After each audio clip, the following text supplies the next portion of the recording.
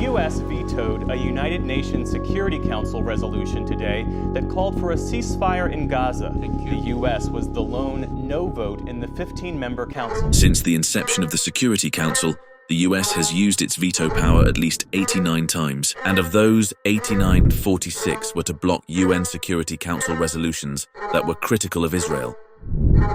I reaffirmed my strong support for Israel's right to defend itself. I've often said, Mr. President, if there were not an Israel, we'd have to invent one. The United States stands with Israel. Now one may wonder, why does the US care about Israel so much? Why does the US stand against all pressure from the majority of countries to protect Israel? While there are multiple answers to that question, nothing is more correct than imperialism. Look at this map.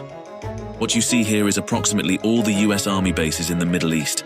I say approximately because the real number is realistically unknown. While some of these are small runways, some are huge. Just look at this military base located in Qatar called Al Udeid Air Base. It is about 1/3 the size of Manhattan. You see, imperialism is when a powerful country extends its control over other places. This control can happen in different ways, like using military force, having a strong economy, or having a lot of political influence. For example, when we talk about the United States, we can see imperialism in action through its extensive network of military bases scattered around the globe.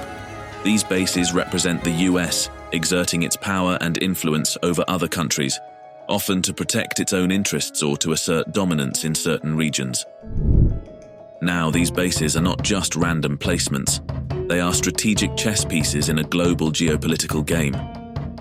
The Middle East, with its geopolitical importance due to oil reserves, regional conflicts, and historical tensions, becomes a crucial arena for this imperialistic strategy. Now, as never before, the drive for new oil reserves in the Middle East is of vital importance to the great powers. Returning to the question of why the US seems so dedicated to protecting Israel, it's important to look at the bigger picture.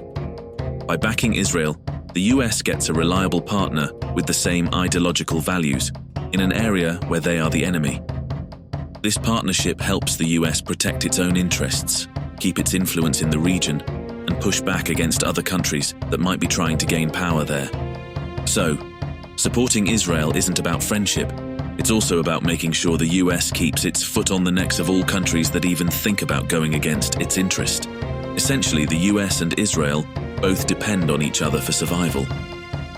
If Israel were to collapse, it could have dire consequences for the United States, particularly given its reliance on strategies like imperialism. But what do you think?